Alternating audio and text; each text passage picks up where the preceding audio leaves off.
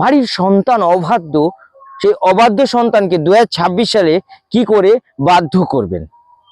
কিছুই না, আপনার সন্তানকে সকালে উঠিয়ে পুজো পাঠ করা শেখান, একটু মেডিটেশন করা শেখান, একটু সূর্যদেবকে জল দিতে শেখান। তামার ঘটে করে আপনার সন্তানকে সূর্যদেবের উদ্দেশ্যে জল অর্পণ করতে বলুন।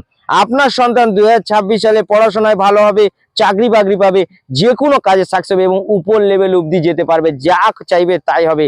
সূর্যদেবকে জল অর্পণ করতে বলুন।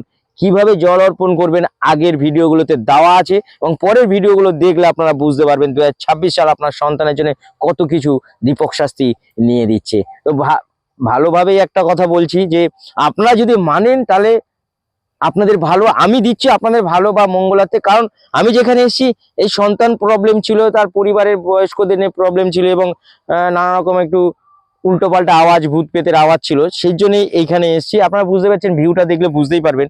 কুয়াশা পড়ছে আস্তে আস্তে, আর আমিও দাঁড়িয়ে আছি, খুবই ঠান্ডা, গলাটা থেকে আওয়াজ সেইভাবে বেরোচ্ছে না, একটু চিৎকার করে বলতে হচ্ছে যে এই যজ্ঞর মধ্যে আমি তাদের ওই সমস্ত কাজগুলো করব। তো আপনারা যদি আমার এই রবির সাল মানে 2026 সাল রবির সাল, এই রবির সালে যদি 2026 সালে এই নিয়মগুলো মানেন, তাহলে আপনার সন্তানদেরকে নিয়ে ভবিষ্যতে কোনো চিন্তা করতে হবে না। তাহলে সবাই সুস্থ সবল থাকবে। করুন আমার এই কাজ।